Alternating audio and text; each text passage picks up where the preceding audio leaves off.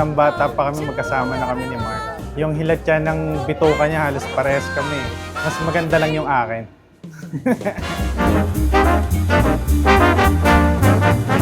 Enjoy nila yung married life and hopefully magka-baby na sila. Mga braso dapat ako. Bakit daw ako? Ay, answer. Wala lang po talaga ako.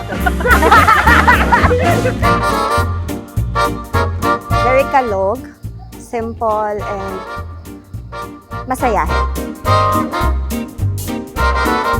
May tae. So, check mo pampers mo. Ganun. Uy! Ay, mainit na kilikili.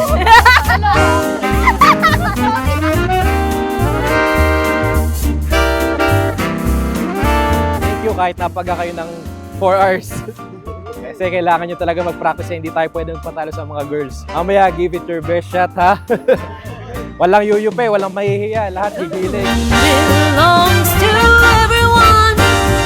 The best things in life are free. The stars belong to everyone. They gleam for you and Congratulations to the newlywed and best wishes. Yun lang masabi ko. robins that sing. The sunbeams that shine. They're yours and mine. The moon belongs to everyone. The best things in life are free. The stars belong to everyone. They glitter for you and me. The flowers in spring, the robins that sing, the sunbeams that shine, they're yours, they're mine. And love can come to anyone. The best things in life are free. Iliw, see you later. The best things in life are free.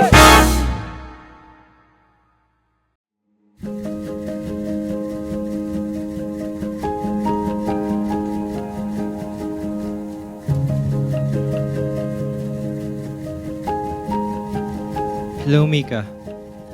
Tanda mo pa ako. Yan yung unang message ko sa'yo. May 7, 2023, 10:17 PM noon to be exact. I think I waited for about 9 minutes. Pero it feels like 1 hour for me bago ka nakapag-reply sa message ko. At tulad nga ng inaasahan, hindi mo ako natatandaan. Elementary classmates po kami. Sky, Pero come. wala talaga. As in, Hello. colleagues lang kami no. Like parang, hindi nga kami, not even friends, as in classmates lang kami. And then, siguro mga 2023 na yon, nakita ulit kami sa church. And the rest became history. Kachat-chat, ayan. Nung nagsisimula pa lang tayo, we would always ask each other, how do you know na ako na yung para sa'yo? And I would give you an answer of when I think it is. Pero alam mo, pinag-isipan kong mabuti kung ano ba talagang tamang sagot sa tanong na ito. I honestly don't remember one big moment when I knew you were the one. I just remember finding you and instantly feeling like I was finally home.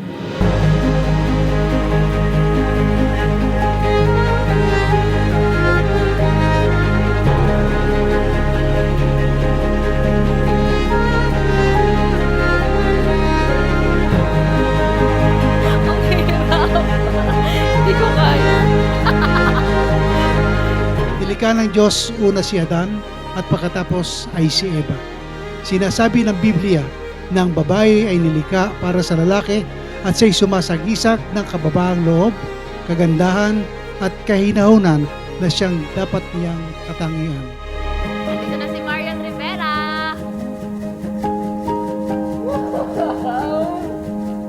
Wala daw, speechless. Di makapag-isip. Napakaganda ng anak ko. Love you. Congratulations, anak ko. Napakaganda mo. Truly, God is good.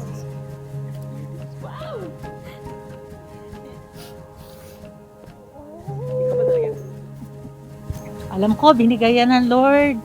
Tuloy lang, anak. Tuloy lang. Kasama natin lagi yung God.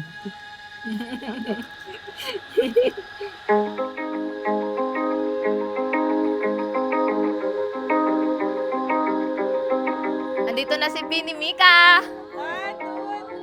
Bilang pa.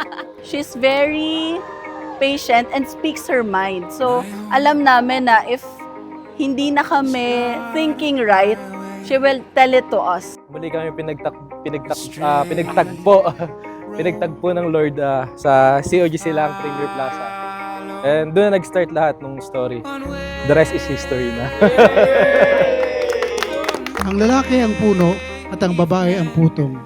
Hinugod sa tadyang ang babae, hindi sa ulunan, upang siya hindi dominahan o kontrolin.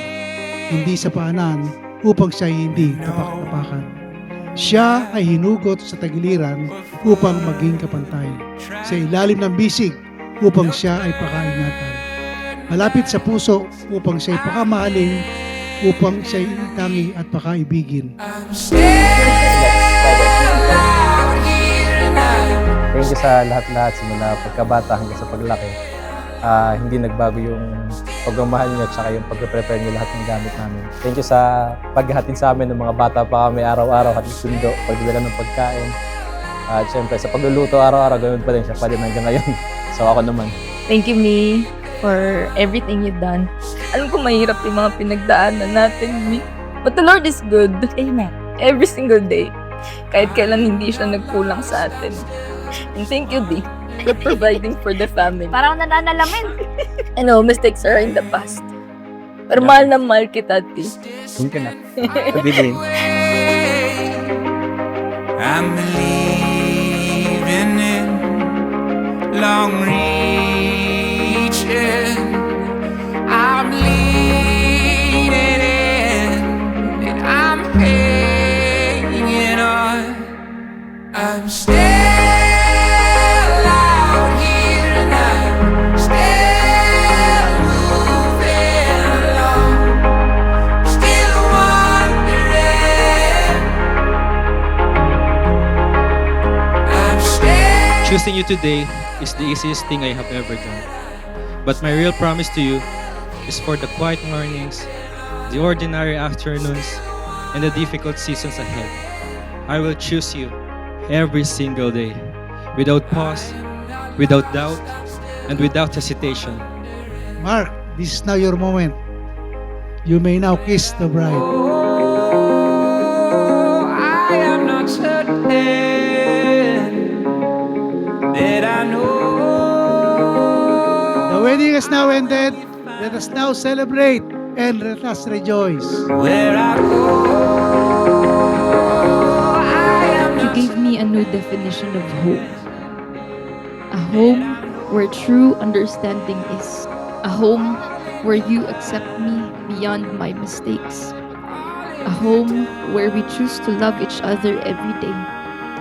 A home where we listen intentionally. A home where we forgive just as Christ has forgiven us. A home where there will be screaming and shouting, but only when we're singing joyfully to the Lord.